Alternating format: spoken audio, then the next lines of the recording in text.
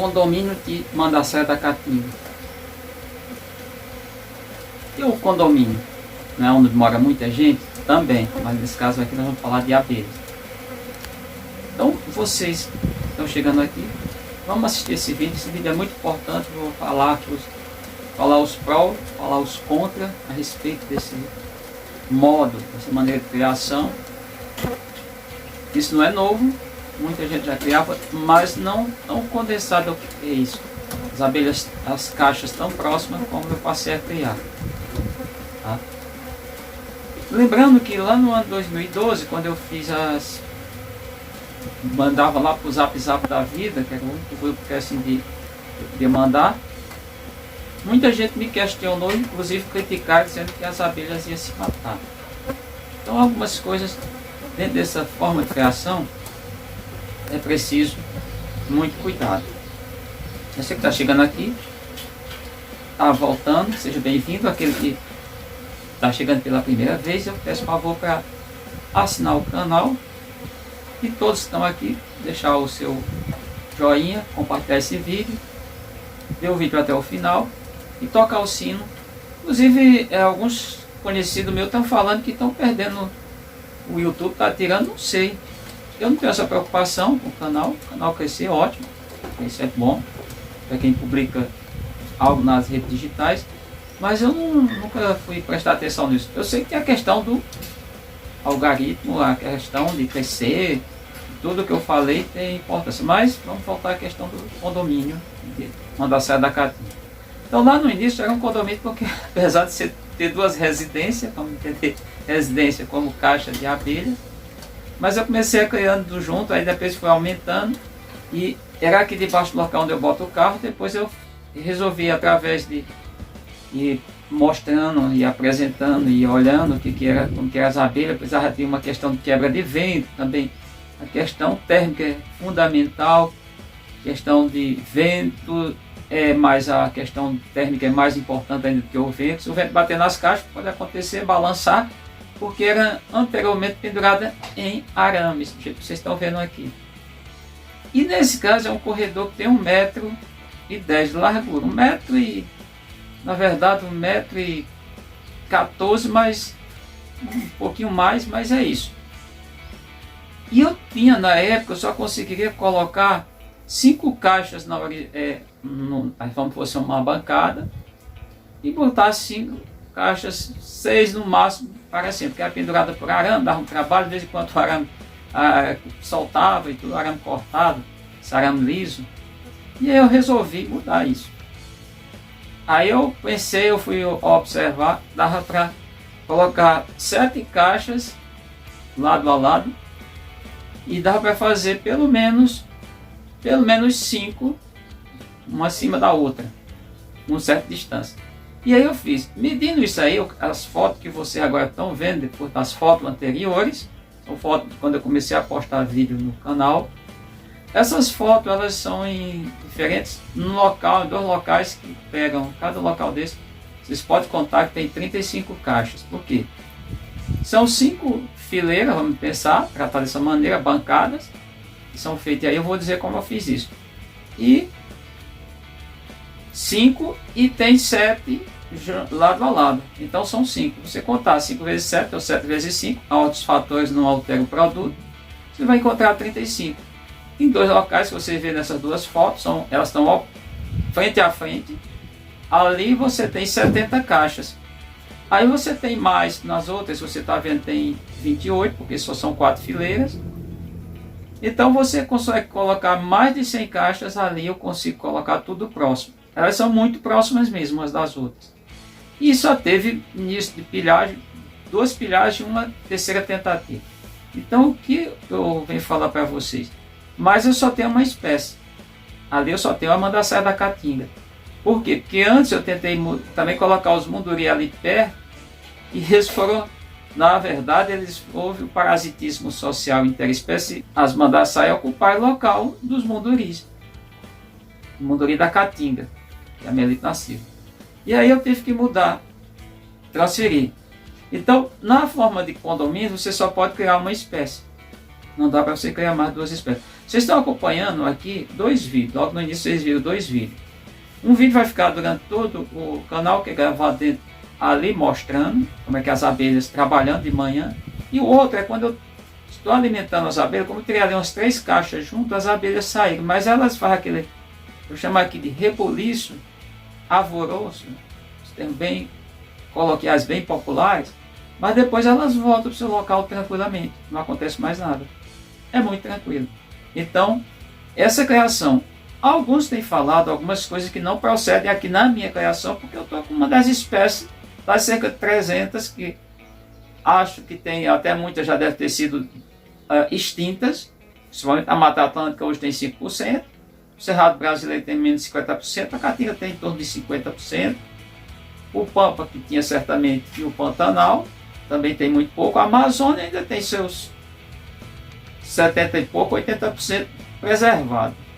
Preservado entre aspas, né? Porque tem nego lá querendo queimar, tocar fogo, e gente passando pano para eles. Pois bem, o que isso representa? As espécies, cada uma tem sua biologia própria. Então estou falando para mandar essa da Caatinga. O que não procede, que já tenho falado muito. As colônias, que muita gente já veio aqui, mas eu posso fazer um vídeo mostrando isso, independente da posição que ela está, é na primeira bancada, é na bancada superior, na quinta bancada, vamos tratar dessa maneira, de baixo para cima, é na posição lateral junto à parede, é na posição intermediária, em qualquer posição as abelhas não têm aumento. Que chamaram uma questão de sucção, não existe isso. Aqui para a espécie, estou falando da Mandaceae da Caatinga, não existe essa questão.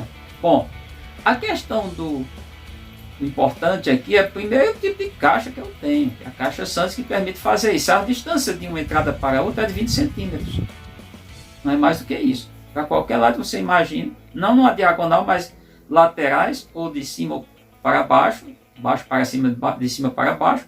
A entrada de cada abelha fica em torno de 20 centímetros. Quanto é o tamanho da caixa?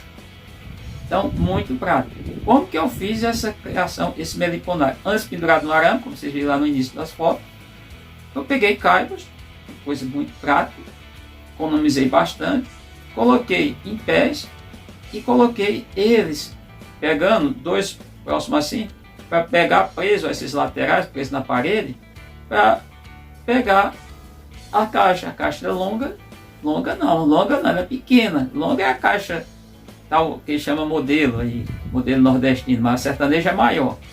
Tem outros modelos maiores, mais comprida, mais longa.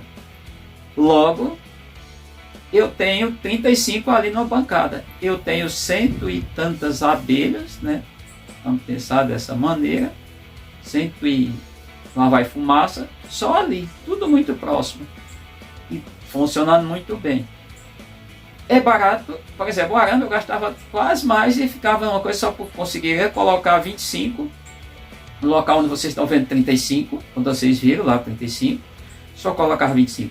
As vantagens é que fica fácil, porque não está presa a nada. A alimentação também, a caixa é muito enxuta, Caixa Santos tem isso, estão vendo aí também, Caixa Santos. Ela não tem sarrafo, ela não tem coisas laterais, ela é muito tranquila. É madeira cortada de uma maneira, tábuas de 14 centímetros de largura, 2 de espessura, corta 2 de 14 por 14, 2 de 42 e 2 de 49. E com isso você monta a caixa muito fácil. Monta inicialmente como fosse fazer, que era feito de madeira no passado, não sei hoje, as formas, que hoje na verdade é outro material industrializado. Fazer queijo, fazia a forma. Eu via os meus espaguetes montando.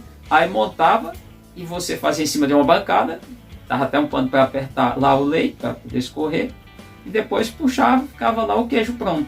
Deixava ele escorrer um pouco, vamos pensar ali, o soro, chamado soro, a água principalmente, sai alguns sais minerais, mas monta as 4 tábuas, depois só vai prender ao fundo da caixa, depois só dá a tampa, muito prático, muito simples. Não perde nada de madeira, a perda é zero. Você compra a tábua. Inclusive eu fiz a caixa Super Santo também, seguindo a mesma proporcionalidade, seguindo a regra de proporcionalidade. Isso é antigo, antes de que as pessoas... Mas voltando. Então eu mantenho essa quantidade de abelhas num espaço pequeno. Eu tenho 20, só para vocês terem uma ideia, eu tenho 23 metros cúbicos e tem a parte de baixo, que as caixas não vão até o chão. Se fosse até o chão, aí dá para botar a caixa para caramba. Tem mais. Onde tem essas 35, vocês podem olhar, aí tem 1,10 metro, ou seja, 110 centímetros. Isso vai dar quadrados, medindo por 1, dá 1,31, que é 1,3, vamos aproximar, metros quadrados. Então, num metro quadrado, um pouquinho mais de um metro quadrado, eu consigo organizar perfeitamente 35 caixas. O bom é que as abelhas não brigam, elas sabem quem são elas, elas ficam mais defensivas de uma certa maneira. Fica mais defensiva não, elas fica mais fácil de um predador não chegar ali, porque se tem uma caixa isolada, o predador chega, mas quando tem caixas próximas, fica mais difícil. A outra facilidade que tem é na hora de fazer uma reprodução, é outra vantagem.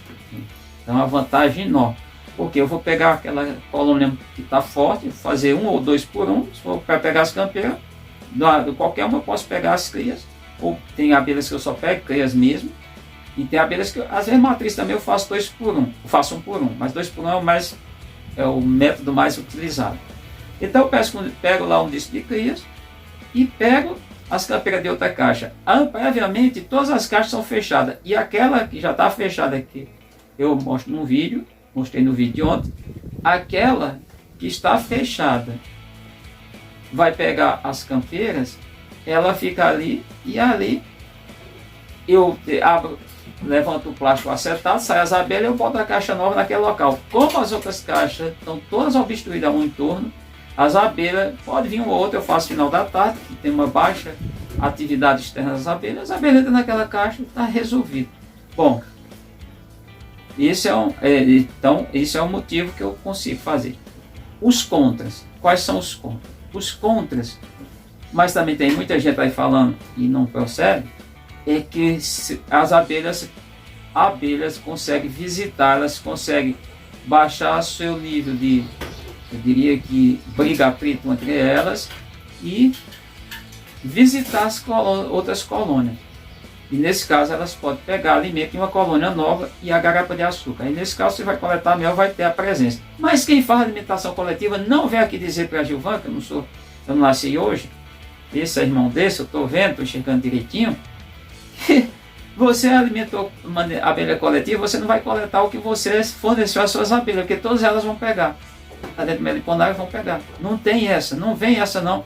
E não vai dizer, estou com caixa de camada, separei de camada, numa hora só tinha um ninho, depois tem sobrinho meu guia. Vai misturar, vai ter a presença do que você alimentou no mel que você coletar depois. Essa é uma questão.